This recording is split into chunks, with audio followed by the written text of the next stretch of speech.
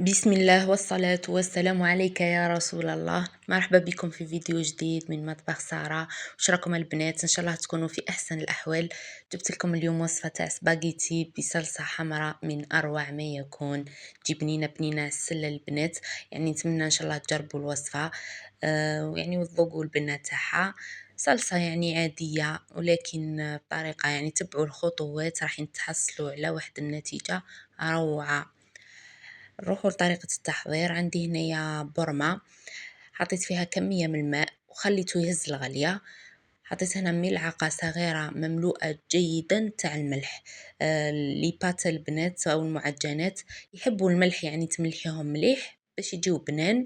وحطيت هنا حوالي ملعقة ولا زوج تاع الزيت. لازم الماء يعني يهز الغلية. وباش تحطوا السباغيتي تاعكم، انا هنا سباغيتي قسمتها على زوج، ما نحبش لوحه طويله، اللي تحب لوحه طويله تلوحها على روحها، انا نحب نقسمها على زوج، يعني باش كي تدوري في الفرشيطه هكذا تهزي كميه معقوله. حطيتها البنات هنا، حطيت هنا باكي غير شويه، يعني مدرتش باكي كامل، ونخليوها تغلي. حركوها مرة على مرة باش تقعد تغلي، يعني باش ما تلصقش في بعضها، وتغلي يعني حتى حوالي هكذاك 10 دقائق 12 دقيقة ربع ساعة. كاينه سباغيتي تدي حتى ربع ساعة وباه طيب. كي تضغطي هكذا على حبة سباغيتي تلقايها طرية، متلقايهاش مازالت يابسة، تما راهي طابت. نروحوا للصلصه تاعنا. حطيت هنا في مقلاة ولا في قاميله كما تحبي، حطيت حوالي 3 ملاعق الى 4 تاع الزيت، وحطيت بصله متوسطه صغيره كنت رحيتها في الاشوار، قليتها شويه ومن بعد ضفت عليها ربع صدر دجاج البنات، يعني تقدري تستغني عليه اصلا، لكن كي تضيفيها يزيد لك يعني بانك تعودي تاكلي. درت ربع صدر دجاج ثاني كنت رحيته، نقليهم هنا مع بعضهم شويه مع البصل.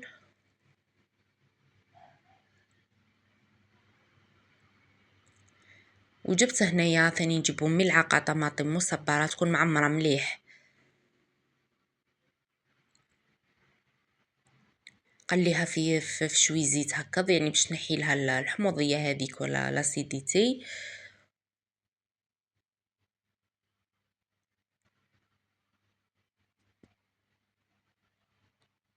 ضروري يعني التقلية هذه ما تميش ديري مباشرة.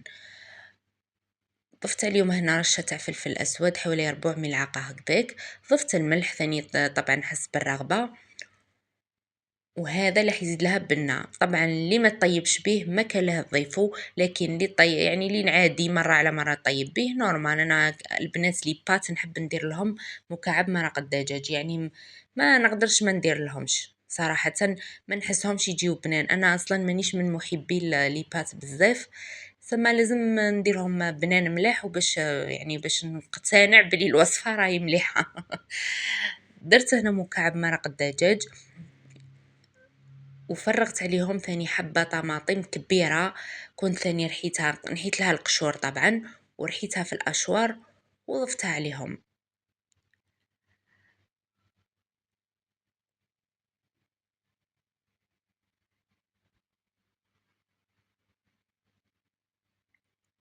فتحي ذاك الدجاج هكذا اسمو الملعقة.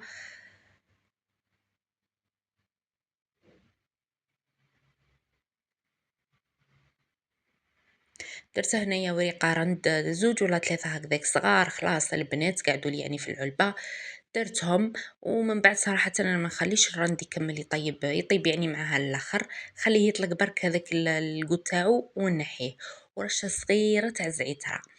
تبعوا الخطوات، وهنا النار راهي قليله، وخليها تتقللك يعني مليح هذه لاصوص، راح تعطيك واحد البنه روعه.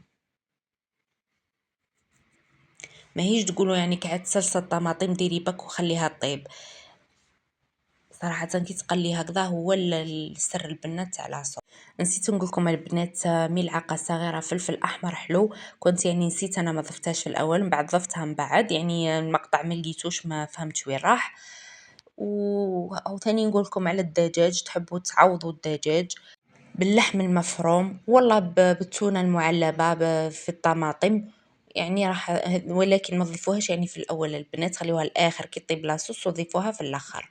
تحبي ما تضيفي والو ثاني راح تجيك بنينه لاباس عليها. طبعا اذا ضفتي اللحم المفروم راح تقليه طبعا كيما الدجاج وتخليه يطيب كيما درتي الدجاج.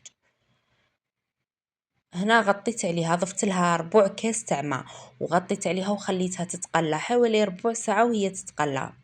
كل ما تقلت راح تجي يعني ابن وابن.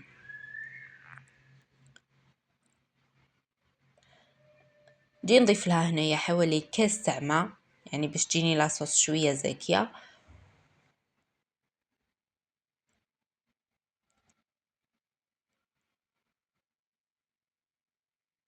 هنا بنات الرند انايا نحيتو طلق يعني الريحه تاع خطك، ما نحبش في الاخر تكون ريحته قويه. نحيت خليت غير واحده برك، نحيت هذوك زوج وخليت واحده صغيره كامل. نغطيها دوكا ونخليها تتجمر حوالي نص ساعه وهي تتجمر. طبعا السباغيتي تاعنا انايا نغليها حوالي 10 دقائق ونغطي عليها، نطفي عليها ونخليها في الماء تاعها، ما نصفيهاش حتى نعود رايحه يعني نديرها في لاصوص. هي 10 دقائق ما تكونش طابت 100%.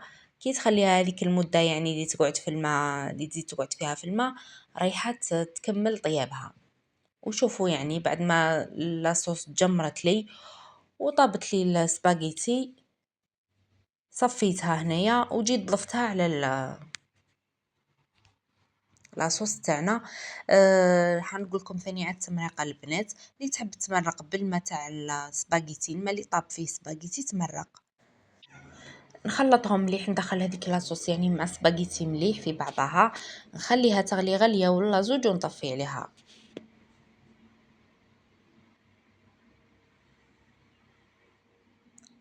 انا نحب البنات كي نعود ناكل فيهم في سباغيتي هكذا نلقى قطع تاع الدجاج ناكلهم. ما نحب قطع الدجاج هكذا يعني في وسط المعجنات.